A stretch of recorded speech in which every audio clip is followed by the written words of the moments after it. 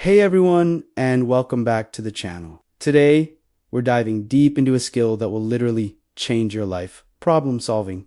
It's not just for math tests or coding challenges. It's for everything. From figuring out your monthly budget to navigating a tricky conversation with a friend, being a great problem solver makes you more confident, capable, and successful. So, if you've ever felt stuck, overwhelmed, or just wished you had a better roadmap for tackling challenges, this video is for you. We're going to break down a powerful 5-step framework that you can apply to any problem, big or small. Ready to become a problem-solving pro?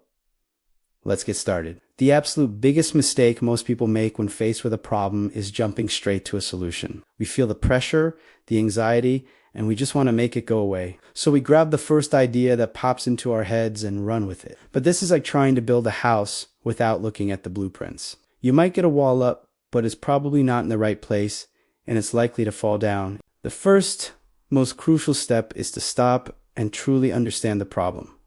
What is actually happening? What is the real core issue I'm trying to solve? Ask yourself questions. What information do I have? What information am I missing? What are the constraints or rules I have to work with? Take a moment to define the problem clearly. Maybe even write it down in a single sentence. For example, instead of saying, I have no money, a better problem definition would be, my monthly expenses exceed my income by $200. See the difference? The first one is a vague, stressful statement. The second one is a specific, defined problem that you can actually start to work on. Getting this first step right is half the battle won. Once you have a crystal clear understanding of the problem, the next step is to break it down. Complex problems are almost always just a collection of smaller, simpler problems stacked together. Trying to tackle the whole thing at once is overwhelming and leads to paralysis. Imagine you're tasked with organizing a huge community event. The overall problem, organize the event, is massive, but you can break it down into smaller, manageable chunks. You have to find a venue, create a guest list, send out invitations, arrange for food and drinks, plan the entertainment, and manage the budget. Each of these is a much smaller, more approachable task.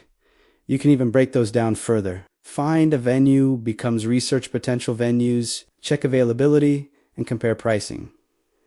This process of deconstruction turns a mountain into a series of small, climbable hills. It makes the path forward visible and gives you a sense of progress as you tick off each small step. This isn't just about making the problem feel less intimidating.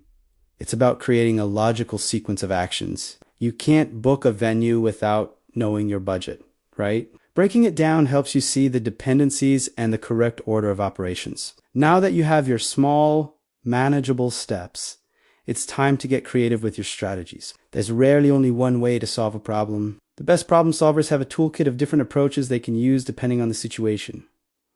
Let's talk about a few powerful ones. First, visualization. Can you draw a diagram, a flowchart, or a mind map of the problem? Seeing the components and how they connect can reveal insights that you wouldn't get just by thinking about it. Another great strategy is to create a table or a list. This is perfect for organizing information, comparing options, or tracking variables. If you're deciding between two job offers, a table comparing salary, commute time, benefits, and growth opportunities makes the decision much clearer. And a personal favorite, testing cases or working backward. Start with a potential solution and see if it works. If not, why not? This can help you identify flaws in your logic, or start from the desired outcome and work your way backward to figure out the steps needed to get there. The key is to be flexible. If one strategy isn't working, don't be afraid to switch to another. The goal is to find the approach that best illuminates the path to the solution for that specific problem. Let's put this all together with a real-life example. Let's say you're facing a classic math word problem that often trips people up. Here it is. A bat and a ball costs $1.10 in total. The bat costs $1 more than the ball. How much does the ball cost? Now, let's use our framework. Step 1. Understand the problem. The total cost is $1.10. The key relationship is that the bat's cost is the ball's cost plus $1. The question is, what is the cost of the ball? The common mistake is to jump to a solution and say the ball costs 10 cents. But if the ball is 10 cents and the bat is $1 more, the bat would be $1.10. The total would be $1.20, which is wrong. Our initial guess failed. So let's move to step 2. Break it down. We have two unknowns, the bat's price, let's call it B, and the ball's price, let's call it X. We have two pieces of information. B plus X equals 1.10, and B equals X plus 1.0. Step 3. Choose a strategy.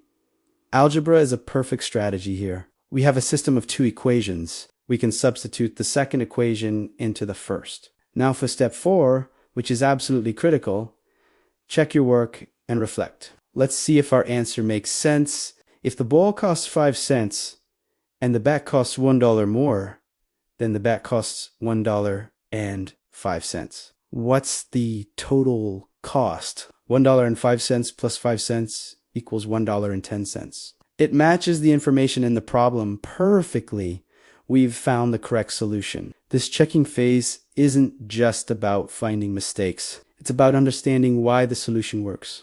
Reflect on the process. Why did our first guess of 10 cents fail? It failed because we didn't account for the more than relationship correctly. We mentally split 1.10 into 1.00 and 0.10, but that's not what the problem asked. By going through the structured process, we avoided that mental shortcut and arrived at the right answer. This reflection deepens your understanding and makes you a better problem solver for the next challenge. It turns every problem into a learning opportunity, not just a task to be completed. Always check your work and think about the why. The final step, and perhaps the most important for long-term growth, is to practice. Problem solving is a skill, just like playing the piano or learning a new language. You can't just watch a video about it and become an expert. You have to do it regularly and intentionally. You need to build that problem-solving muscle. So, how can you practice? Start small. Don't wait for a huge crisis to happen. Look for small, everyday problems to solve. Maybe it's finding the most efficient route for your errands. Maybe it's figuring out a new recipe when you're missing an ingredient. Engage your brain in puzzles like Sudoku, crosswords, or logic games. These are fantastic for training your mind to look for patterns and think strategically. When you're learning something new at work or in school, don't just memorize facts. Ask why things work the way they do. Try to solve the practice problems before looking at the solutions. The more you practice, the more confident you'll become. You'll start to see problems not as scary obstacles, but as interesting puzzles to be solved. You'll develop an intuition for which strategies to use, and you'll become faster and more efficient. Consistency is key. So there you have it. The 5 essential steps to becoming a master. 1. Understand the problem before you do anything else. 2. Break it down into smaller, manageable pieces. 3. Use a variety of strategies to find a path forward. 4. Always check your work and reflect on the process. And 5. Practice, practice, practice. This framework is your new superpower. It will help you stay calm under pressure, think clearly when things get complicated, and find creative solutions to the challenges life throws your way. Remember, every single problem you solve, no matter how small, strengthens your ability to solve the next one. I want to issue you a challenge. For the next week, try to consciously apply these steps to at least one small problem each day. It could be anything. At the end of the week, I want you to come back to this video and leave a comment telling me about your experience. What problem did you solve? Which step was the most helpful? Let's create a community of problem solvers right here. Thank you so much for watching. If you found this video helpful, please give it a thumbs up and don't forget to subscribe for more content to help you level up in life. Now go out there and start solving. See you in the next one.